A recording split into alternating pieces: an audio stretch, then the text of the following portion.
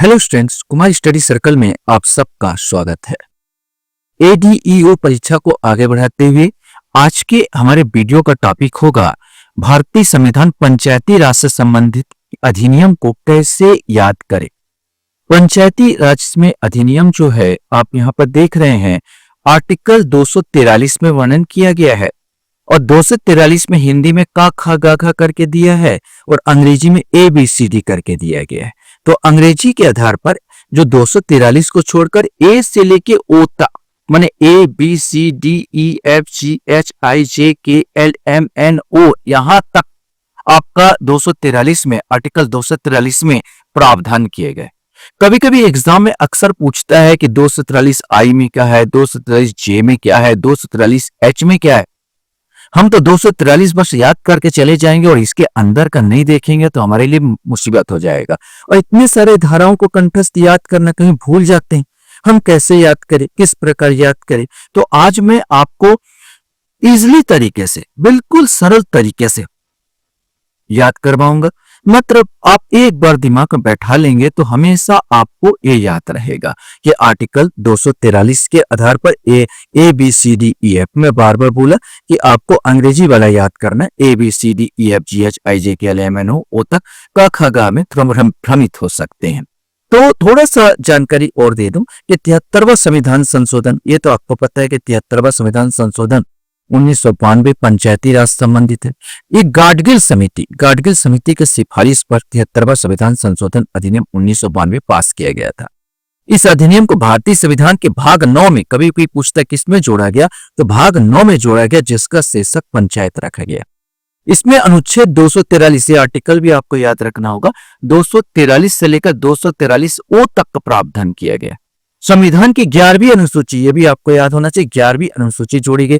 पहले 8 थी, फिर 10 बनाई गई, फिर 12 बनाई गई, तो 11वीं अनुसूची में इसको जोड़ा गया और इसके जो कार्य दिए गए हैं 29 मद कार्य पंचायती राज को सौंपे गए। ये भी इंपॉर्टेंट है, कितने कार्य इनको दिए गए, तो 29 कार्य इनको दिए गए। यह अनुच्छेद राज्य के नीति निर्देशक सिद्धांतों का अंग रहा है। इसे अधिनियम को संविधान के अनुच्छेद 40 का व्यावहारिक रूप दिया गया, क्योंकि नीति निर्देशक सिद्धांत में लागू करना है करो, राज्यों का नहीं करना मत करो। राज्यों के लिए बस ऐसा बोला गया है कि भाई आपका सुझाव है यहाँ पर, तो इसको परमानेंट अगर अधिनियम बना के जो लागू किया गया, इसको नीति निर्देशक सिद्धांत को 40वें आर्टिकल 40 के आधार पर। तो अब चलते हैं हम लोग यहाँ पर डिटेल्स, मैंने जो बताया था आपको कि भाई पंचायतों संबंधित अनुच्छेद को मेरे को कैसे याद करना है। यहाँ पर पूरा डिटेल अनुच्छेद यहाँ पर है।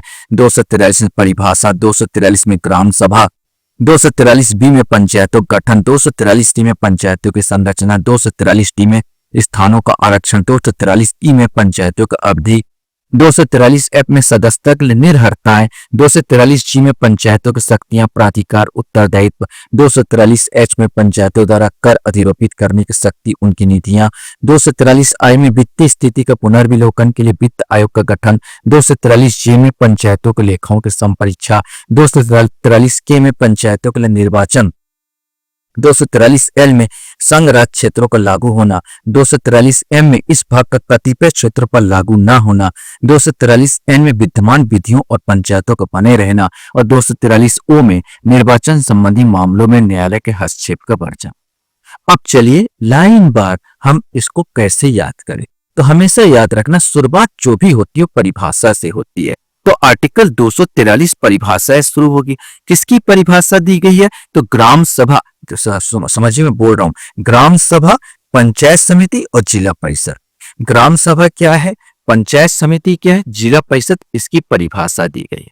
अब आता है 243 ए माने, आप सोचो ए माने क्या होगा।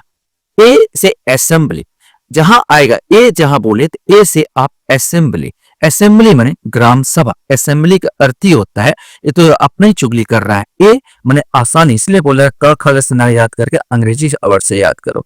ए असेंबली माने सभा, ग्राम सभा। बी आएगा, बी से होगा बिल्ड, बिल्ड माने गठन करना, अपने आप आएगा। बिल्ड, बिल्ड माने ग्राम पंचायतों का क्या करना, गठन करना। पहले असेंबली होगा, ग्राम सभा होगा, ग्राम सभा के बाद बी आएगा 243 बी, जिसमें आएगा बिल्ड अर्थात पंचायतों का गठन। फिर आता है 243 पंचायतों की संरचना। कितना संरचना होगी, तो ये संरचना क्या होता है इंग्लिश में, कॉन्स्ट्रक्शन। कॉन्स्ट्रक्शन माने संरचना, वही चुगली कर रहा है। सी माने दिमाग में बैठाना, सी माने कॉन्स्ट्रक्शन माने संरचना। पंचायतों की संरचना कैसी होगी इसके बारे में वर्णन किया गया। अब आता है 243 डी, स्थानों का आरक्षण। तो हम इसको कहेंगे डायरेक्शन। डी से डायरेक्शन, मेरे को ये स्थान चाहिए, मेरे लिए डायरेक्शन। यह स्थान अनुसूचित जाति के लिए है, यह स्थान अनुसूचित जनजाति के लिए है, यह स्थान ओबीसी के लिए है और यह स्थान महिलाओं के लिए आरक्षित है। डायरेक्शन। ऐसे डी से डायरेक्शन, मेरे को यह स्थान सुरक्षित रहना चाहिए, तो डी से डायरेक्शन ऐसे करके याद करो।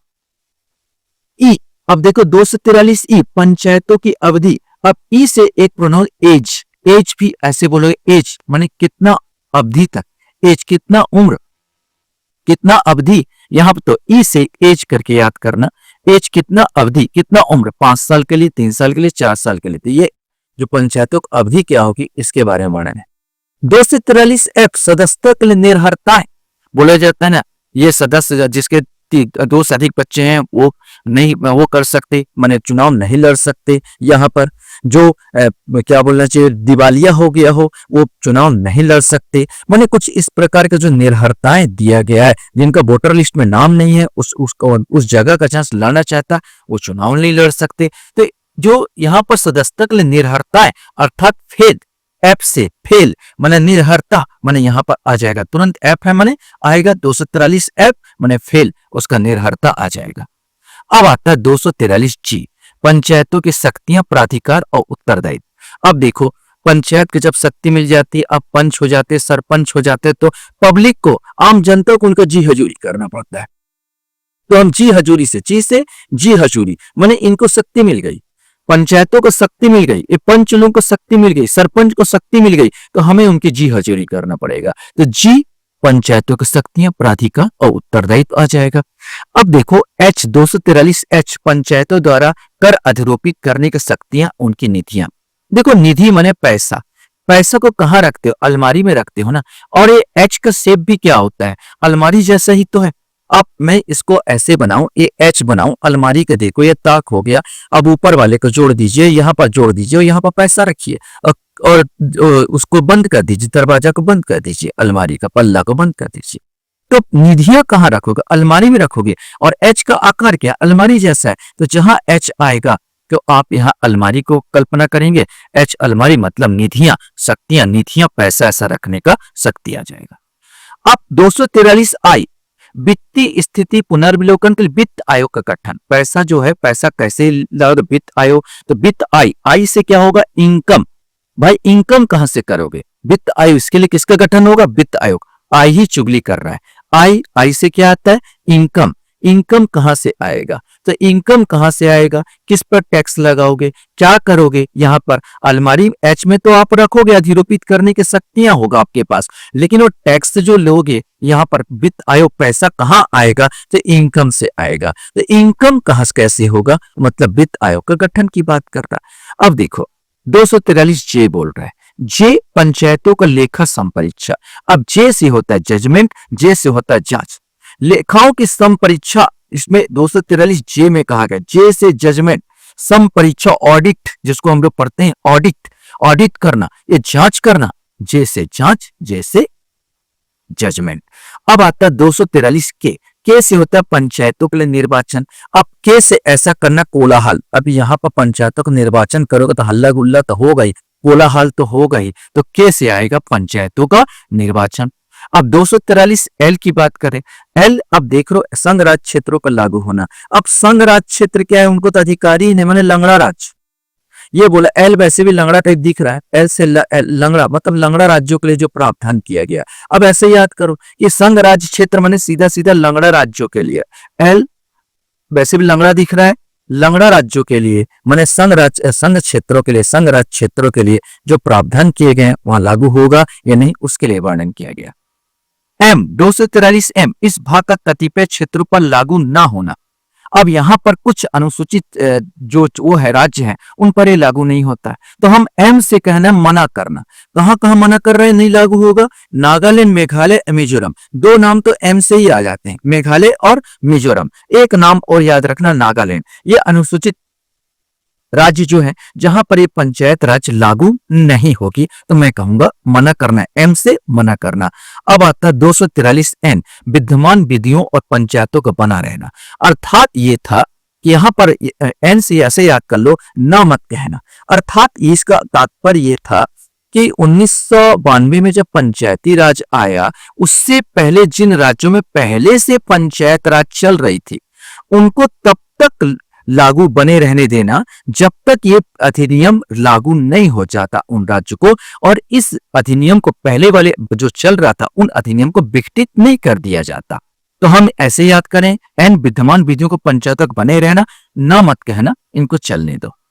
अब लास्ट में आता है आपके सामने ओ, यहां पर निर्वाचन संबंधी मामलों का न्यायालय में हस्तक्षेप का वर्जन। ओ मने जीरो, ओ मने शून्य, वैसे भी शून्य मतलब यह है जो भी यहाँ पर निर्वाचन संबंधित आपके परिसीमा को बढ़ा दिया गया, परिसीमा को कम कर दिया गया, निर्वाचन संबंधित, इसको लेके आप न्यायालय में नहीं जा सकते। माने ये जो निर्वाचन संबंधी मामला होगा, निर्वाचन संबंधी परिसीमा को बढ़ाना, परिसीमा को घटाना, उम्र को बढ़ाना, कुछ नियम कानून लागू करना, जैसे अभी आपने कह दिया डायरेक्ट होगा, अभी बोल दिया गया, जैसे आपने नगर निगम नगर पालिका का चुनाव देखा, पहले जो होता है महापौर का चुनाव इनडायरेक्ट होता था, अभी डायरेक्ट कर दिया गया, और पता नहीं क्या क्या हस्तक्षेप किया गया। इसको लेके डायरेक्ट आप पहले जैसे वर्जन है, न्यायालय में हस्तक्षेप का वर्जन किया गया, माने जीरो शून्य, वैसे भी वो कहता अवगत कि जीरो हो गया है, शून्य हो गया, न्यायालय में नहीं जाएगा। तो आशा करता हूं ये वीडियो आपको अच्छा लगा होगा। आपने मेरे वीडियो को वॉच करते हो इसलिए धन्यवाद। Thank you very much.